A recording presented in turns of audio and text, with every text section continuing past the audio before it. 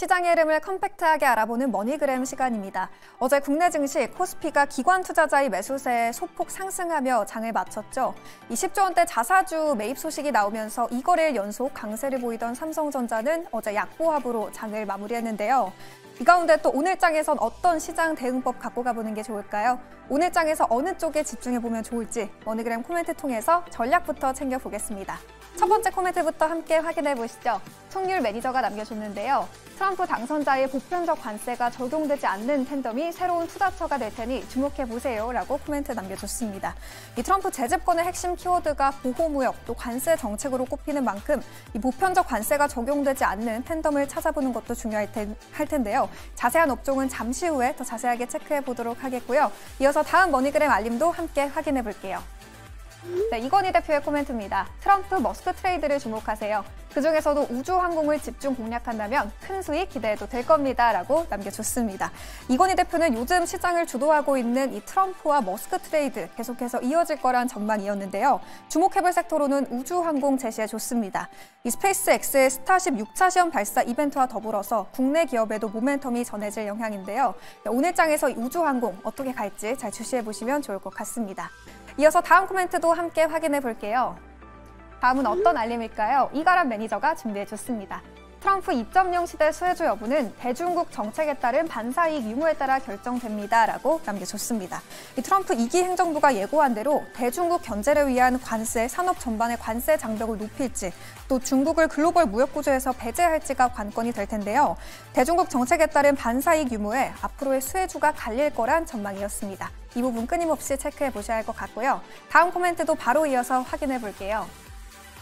다음은 이화재엔 과장이 준비한 코멘트네요.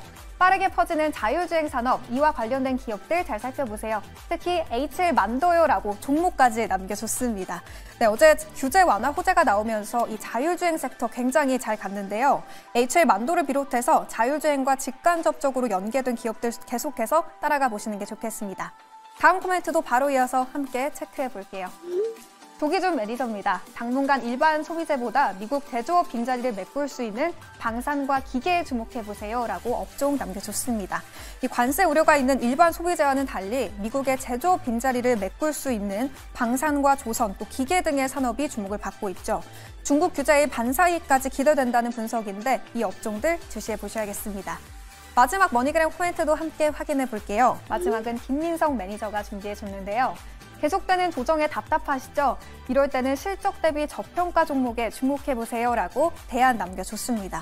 아직은 조정 중에 있는 구간인데 그 대안으로 실적 대비 저평가주 주목해보자는 코멘트였는데요. 오늘장 전략 조금 더 세밀하게 챙겨봐야겠죠? 오늘은 김민성 매니저 전화 연결해서 시장 대응법 체크하고 넘어가 보도록 하겠습니다. 매니저님 안녕하세요. 네, 안녕하십니까. 네, 먼저 오늘장 시장 흐름은 어떻게 예상하시나요? 네, 오늘도 유동성이 좀 부족한 구간으로 조정 흐름이 예상이 되고는 있습니다. 미증시에서는 나스닥 강세 흐름이 이어졌지만 국내 증시에서는 여전히 좀 고환율에 대한 부담감이 수심을 위축시키고 있는 상황인데요. 여전히 좀 시장에 대한 트럼프 당선인과 일론 머스크에 대한 관련 산업들이 기대감에 좀 개별 장세가 지속적으로 이어지고 있는 만큼 증시는 박스권 장세가 좀 예상이 되고 있는 상황입니다. 미증시 선방으로 인해서 시장에 대한 하락은 어느 정도 제한적이겠지만 상승에 대한 여력 또한 좀 부족한 상황이기 때문에 아직은 강한 상승의 흐름을 기대하기에는 약간 어려운 상황이라고 볼 수가 있는데요.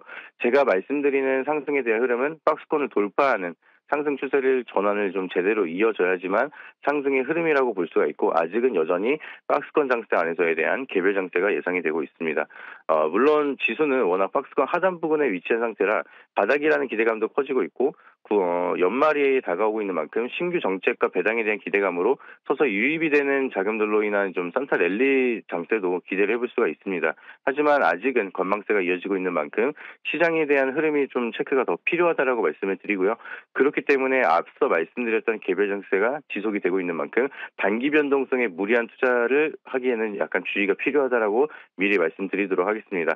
빠른 수익도 중요하지만 안전하게 리스크를 관리하는 것도 더욱더 중요한 시장이기 때문에 리스크 관리하시면서 좋은 결과 만들어 가시길 바라도록 하겠습니다. 네, 오늘도 조정 구간에 박스권 장세 보일 거란 전망이었으니까요. 단기 변동성에 유의해 보셔야겠습니다. 그렇다면 오늘 장을 이겨낼 수 있는 투자 전략 뭐가 있을까요, 매니저님?